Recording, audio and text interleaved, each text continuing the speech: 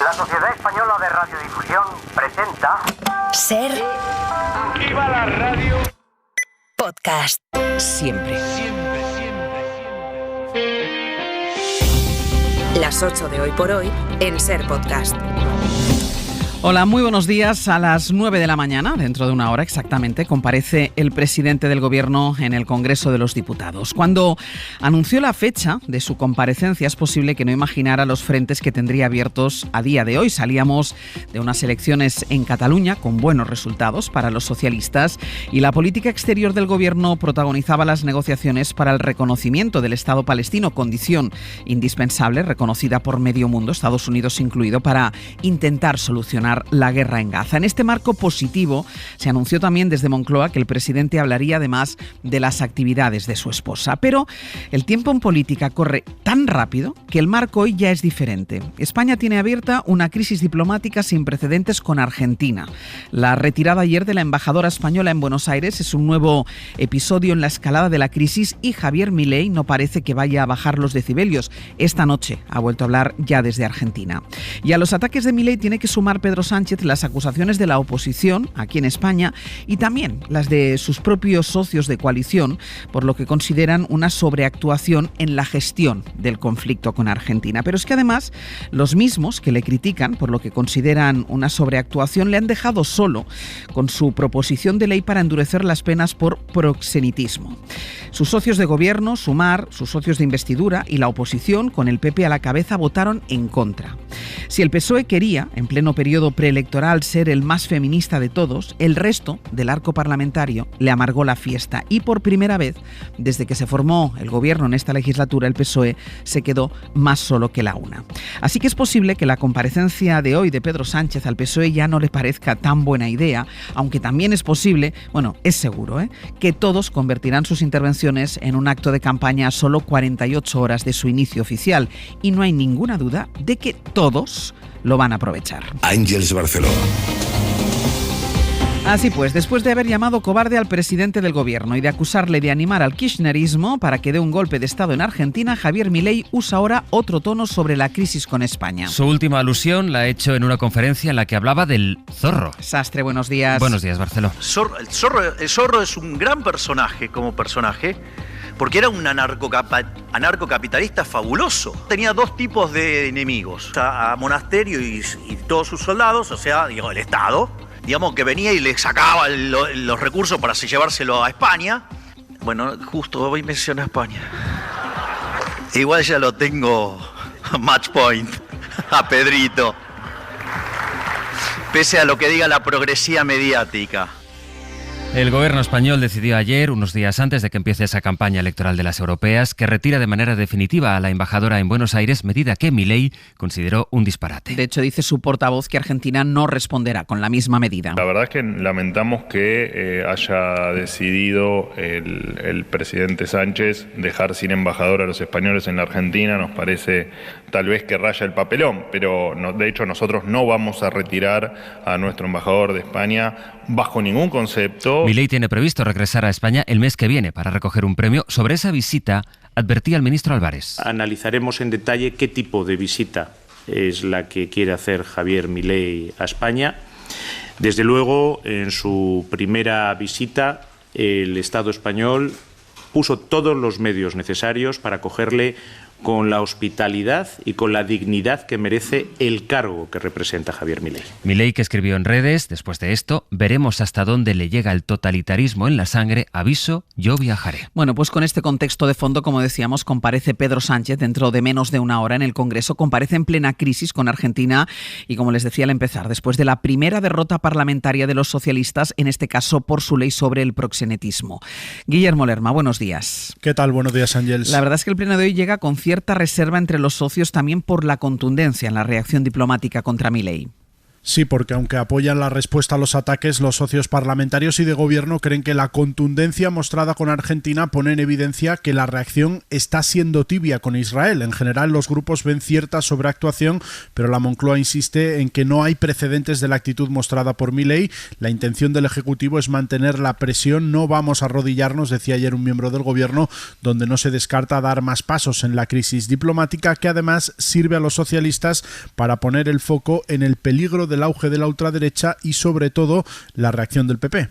Esa tibieza del Partido Popular poniendo peros y poniendo reparos. Hay momentos, muchos de ellos, para ser oposición, pero hay algunos momentos en los que uno tiene que ser España. El domingo y frente a Javier Milei es el momento de ser España. Eso decía el ministro Álvarez, en el que será seguro uno de los argumentos que Sánchez utilizará en una comparecencia en la que se espera además que el presidente del gobierno anuncie ya sí la fecha definitiva en la que el Consejo de Ministros aprobará el reconocimiento de Palestina como Estado. Guille, gracias. Hasta luego. Hay varias pistas sobre esto último que dice Guille, porque de hecho varios medios irlandeses están contando ya desde anoche que esta mañana y a las 9 el gobierno de Irlanda tiene prevista una reunión informativa y una rueda de prensa para anunciar eso, el reconocimiento del Estado palestino, o al menos la fecha en que estén dispuestos a hacerlo. Saben que esa acción Irlanda la estaba coordinando con España. La televisión noruega acaba de contar también que su gobierno, Noruega, pues va a hacer hoy ese reconocimiento, y de ahí que se espera lo que pueda anunciar Sánchez en ese pleno que empieza justo a esa hora, a las 9.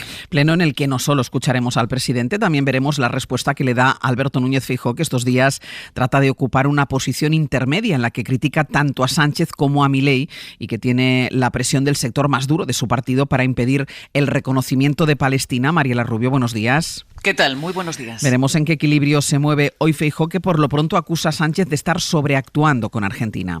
Sí, y en este contexto la estrategia de Feijóo Ángel será centrar hoy su réplica en exigir explicaciones sobre el caso de Begoña Gómez. Es de eso de lo que el PP quiere hablar, y acusará a Sánchez de refugiarse en los casos de Argentina y Palestina para evitar dar la cara.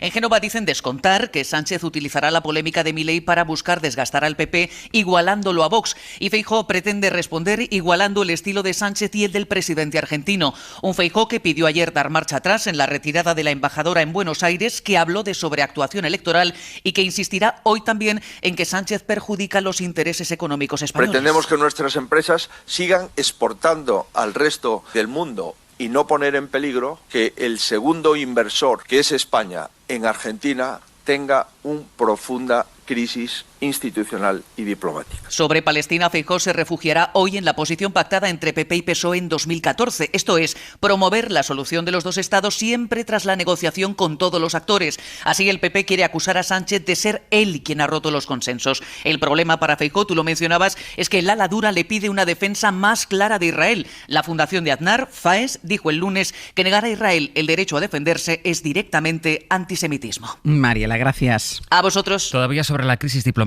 anoche estuvo en la SER, en Hora 25, el expresidente argentino Alberto Fernández. En cabeza de nadie estaba la idea de que podía uno maltratar a la institucionalidad de España, y lo que se ha hecho este fin de semana ha sido de una dimensión injustificable, imperdonable.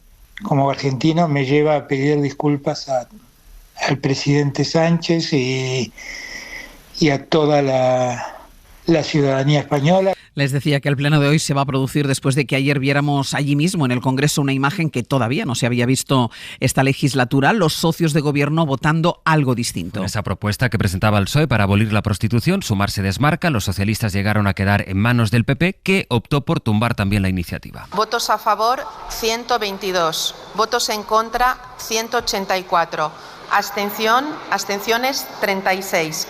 En consecuencia, no se toma en consideración la proposición de ley. La oposición y los socios acusan a los socialistas de tener intereses electorales. Mariola Laurido. El PSOE vivió ayer una doble jornada amarga. El Congreso tumbó una de sus banderas de la igualdad y lo hizo con la primera división de la legislatura en la coalición de gobierno. Sumar votó en contra con el discurso más duro al considerar que el PSOE hace electoralismo con el cuerpo de las mujeres Galapín. Sí que quería decirle a mis putas indignadas del Raval que no vamos a permitir que un partido que se pretende hegemónico haga partidismo electoralista con sus cuerpos y con sus vidas. Esquerra, Bildu, Junts y PNV también votaron en contra. Podemos se abstuvo. La ministra de Igualdad, Ana Redondo, asumía como podía la soledad del PSOE. Frente a un gran negocio como es el proxenetismo y la prostitución, pues las socialistas somos las que hemos dado la cara y hemos defendido los derechos de las mujeres. El PP tenía la llave para salvar la ley socialista como hizo hace 2 años, pero esta vez giró. Se opuso para no darle esa baza a 2 días de la campaña electoral y anuncia que presentará su propia ley de trata. Van subiendo ya las temperaturas y el tiempo se pone poco a poco de verano, Jordi. Sí, solo quedarán algunas tormentas cada vez más residuales en el norte, pero la tendencia para los próximos días y sobre todo el final de semana será de tiempo más veraniego con calor durante las tardes. Ahora muchas nubes en Castilla y León, van cayendo algunas lloviznas, irán desapareciendo. Durante la mañana algunos chubascos intensos en la ciudad de Barcelona y alrededores, también en las islas de Mallorca y Menorca, tormentas que pueden descargar con fuerte intensidad. Y después, avanzada la tarde, las tormentas afectarían sobre todo a puntos de montaña del norte de la península. En la mayor parte del país, tiempo soleado, ahora algo fresco, durante la tarde, al sol, ambiente muy suave. En el mapa para entender el mundo. La cifra con la que empezábamos a las 7, que confirma la media luna roja, desde que empezó la guerra han muerto ya más de 15.000 niños en Gaza, han sido asesinados. Siguen los ataques de Israel contra la franja, mientras Netanyahu se revuelve contra el fiscal del Tribunal Penal Internacional, que promueve una orden de arresto contra él por sus crímenes de guerra. De hecho, esta madrugada han preguntado en una televisión de Estados Unidos a Netanyahu si él está preocupado por si en el futuro viaja al extranjero y entonces le detienen. Netanyahu ha contestado que no, que él no tiene ninguna preocupación, que a quien le tiene que preocupar, ha dicho el primer ministro de Israel, a quien le tiene que preocupar su futuro es al fiscal de la Corte. Al portavoz del Pentágono le han preguntado si podía precisar cuánta ayuda humanitaria ha entrado en Gaza a través del muelle flotante que ha instalado Estados Unidos. Am I accurate to say zero has been delivered to the people of Gaza so far? As of today, I do not believe so.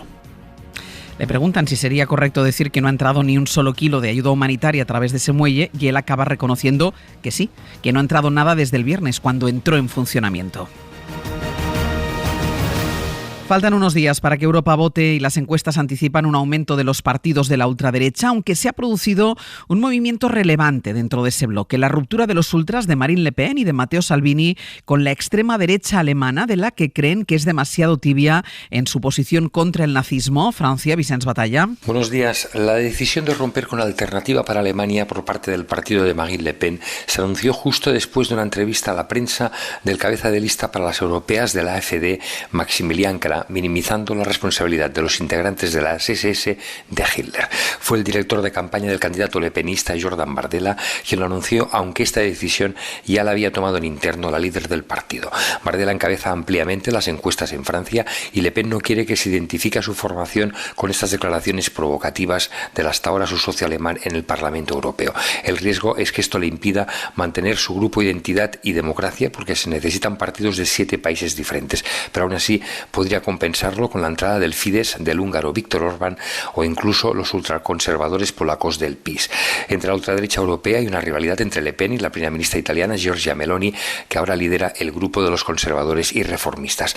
En lo que coinciden ambas es en apartarse del cada vez más incómodo AfD alemán. Precisamente en Alemania, hace unos días que la justicia avaló que los servicios de inteligencia de ese país sigan investigando a ese partido, a la AfD, por su extremismo. Llegaron a decir los jueces que la democracia no puede ser un tigre desdentado ante un partido que, y esto es textual también, persigue fines que van contra la dignidad humana de determinados colectivos y contra el principio democrático. Fue noticia la agresión contra un candidato en Alemania, un país que asiste precisamente al aumento de agresiones por razones políticas. Berlín, Carmen Viñas. La ira y el odio se han hecho más fuertes en la sociedad alemana. El número de delitos por motivos políticos ha alcanzado el año pasado una cifra récord, más de 60.000, según el informe de la Oficina de la Policía Criminal. Los cometidos en el entorno de la extrema derecha son con diferencia el mayor problema en Alemania. Representan casi 29.000, un 23% más que en 2022. Le siguen muy de lejos los motivados por la extrema izquierda, unos 7.000, que también han aumentado un 11,5%. Estamos viviendo una escalada de agresiones políticas, cruces de fronteras cada vez más frecuentes, intentos de desprestigiar a las personas y ataques. En concreto, la extrema derecha, que alimenta un clima de violencia con una hostilidad totalmente desinhibida, tiene una gran responsabilidad, afirma la ministra del Interior, Nancy Faeser.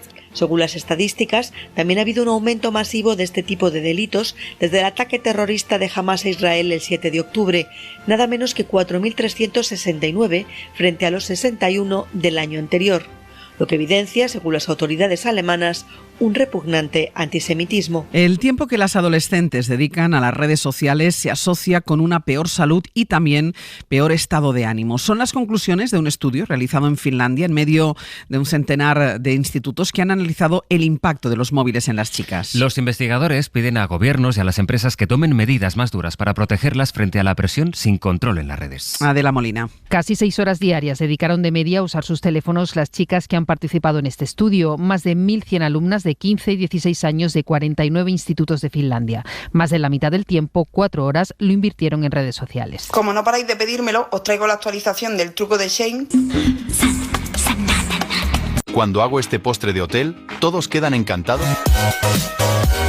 La investigación basada en la recopilación de la actividad de los propios teléfonos concluye que un 17% de ellas presentaba comportamientos adictivos y un 37% signos de un posible trastorno de ansiedad. El estudio, que recogió una revista pediátrica que publica el British Medical Journal, alerta de que a más tiempo en estas aplicaciones las jóvenes tuvieron peor ánimo, más cansancio, peor imagen corporal, salud y más ansiedad.